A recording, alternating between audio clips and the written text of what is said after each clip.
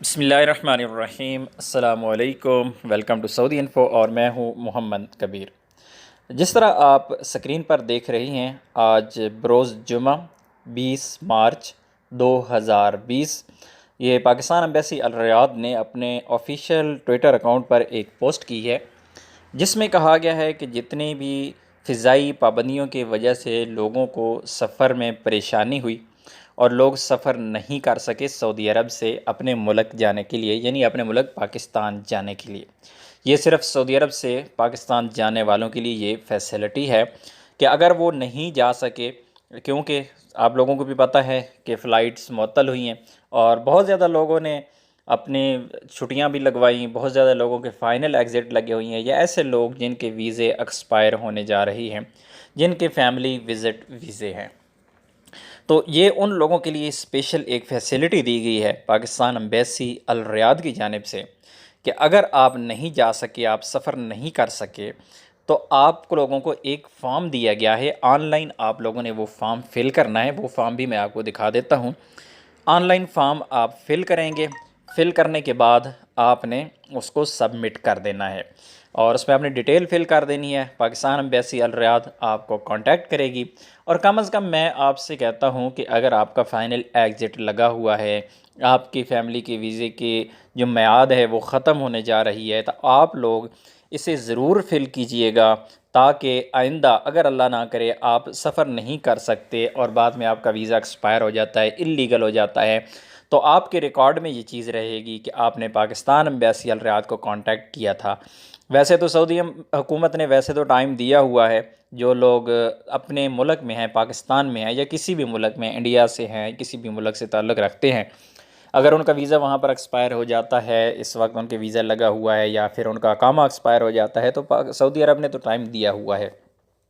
और उम्मीद यही की जा रही थी कि पाकिस्तान में भी, सऊदी अरब में भी जो लोग इस वक्त मौजूद हैं, उनको भी यही टाइम दिया जाएगा। और जो फैमिली जिन्होंने एग्ज़िट करना होता है 6 महीने से पहले, जो मल्टीपल वीज़ा वाले हैं, उनको तो बाकायदा तौर पर टाइम दिया गया है। ऑलरेडी उसकी वीडियो में शेयर कर चुका हूँ, आप लोगों को बता चुका हूँ कि आप लोगों को एग्ज़िट करने की ज़रूरत नहीं है। सऊदी अरब में रह कर आप लोग अपना वीज़ा एक्सटेंड कर पाएंगे, इस किस्म का कोई आप लोगों को इशू नहीं है।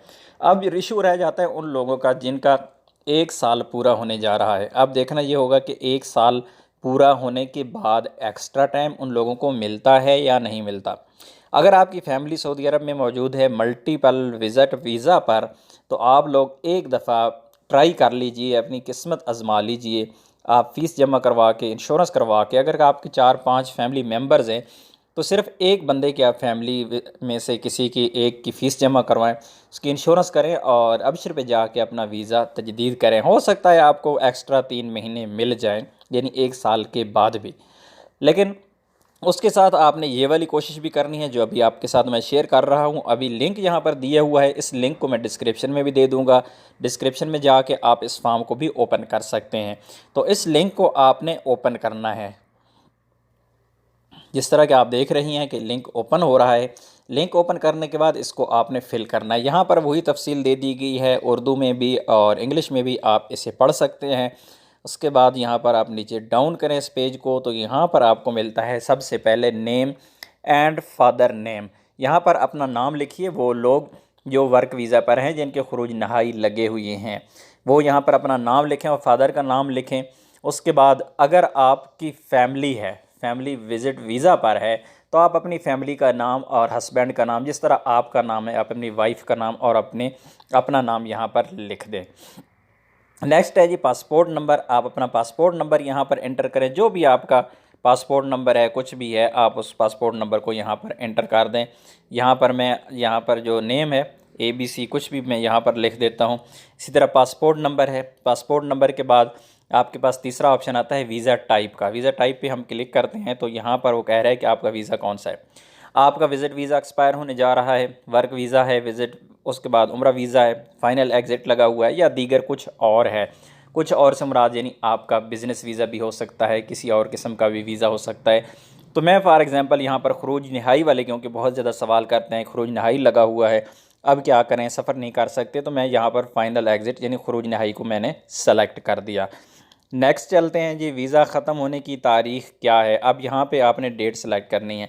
अगर तो आपके वीज़े पर अरबी में लिखी हुई है डेट, तो आप उसे गूगल में जाके कन्वर्ट कर लें और यहाँ पर आप डेट एंटर करें। फॉर एग्ज़ाम्पल मैं यहाँ पर 31 मार्च की सिलेक्ट कर रहा हूँ कि 31 मार्च को वीज़े की टाइम ख़त्म हो रहा है। यहाँ पर एक चीज़ जिसकी वजाहत करना ज़रूरी थी, जिस तरह आप लोगों को मैंने स्क्रीन पे दिखाया, लिखा हुआ भी कि 15 अप्रैल से पहले ऐसे लोग जिनके वीज़े एक्सपायर हो रही हैं, खरूज नहाई जिनके एक्सपायर हो रहे हैं 15 अप्रैल से पहले पहले जिन लोगों के, वो लोग इस फॉर्म को फिल करें, क्योंकि उम्मीद यही की जा रही होगी कि 15 अप्रैल के बाद फ़्लाइट्स ओपन हो जाएंगी या कोई ना कोई और हल निकाला जाएगा। बहरहाल 15 अप्रैल से पहले पहले जिन लोगों के फ़ाइनल खरूज नहाई, फ़ाइनल एग्ज़िट उनके अगर एक्सपायर हो रही हैं, या फिर ऐसे लोग जिनके फैमिली विज़िट वीज़ा का 2 साल का वीज़ा पूरा होना जा रहा है या 1 साल वाला वीज़ा पूरा होने जा रहा है, तो वो लोग ये फॉर्म फिल ज़रूर कीजिएगा।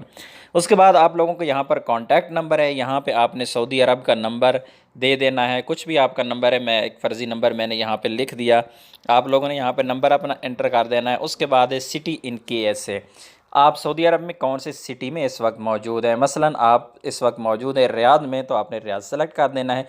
या अगर लिस्ट में आप किसी छोटे सिटी में रहते हैं तो वहाँ पर नहीं है, तो आप इनमें से मेन सिटी जो आपके करीब है आप उसे सेलेक्ट कर लीजिएगा।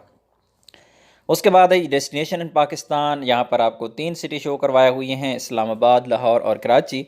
जो भी आपका सिटी है जहाँ से आपने वीज़ा सिंपल आपने जहाँ से वीज़ा स्टैंप करवाया था एतमाद से, या आपका जो डिवीज़न है उसको आप सेलेक्ट कर लें, इस्लामाबाद, लाहौर जो भी है। उसके बाद आप इसको सबमिट कर देंगे। अब मैं यहाँ पर सबमिट नहीं कर रहा क्योंकि ये एक फ़जूल का चला जाएगा, उनके यहाँ फॉर्म चला जाएगा जिसके लिए लोगों को परेशानी होगी, सिस्टम में प्रॉब्लम्स, उनको भी दुश्वारी होगी, पाकिस्तान एम्बेसी वालों को भी, इसलिए मैं इसको सबमिट नहीं करना चाह रहा। तो आप इसको सबमिट कर दीजिएगा। सबमिट करने के बाद आप लोग वेट करें, इंशाअल्लाह आप लोगों के लिए कोई ना कोई बेहतर हल निकल आएगा। तो इस वीडियो को अपने उन दोस्तों के साथ ज़रूर शेयर कीजिएगा जिनके वीज़े एक्सपायर होने जा रहे हैं, जिनके फ़ाइनल एग्ज़िट लगे हुए हैं, और जो लोग वापस जाना चाहते हैं अपने मुल्क पाकिस्तान में। तो ये फॉर्म आपने ज़रूर फिल करना है, और ये भी याद रखना है कि 15 अप्रैल से पहले पहले अगर आपका वीज़ा एक्सपायर हो रहा है तब ही आप ये वाला फॉर्म फिल करें। उम्मीद है वीडियो अच्छी लगी होगी। वीडियो अच्छी लगी तो वीडियो को लाइक कीजिएगा। मिलते हैं एक और नई वीडियो के साथ, तब तक के लिए इजाज़त दीजिए। अल्लाह हाफिज़।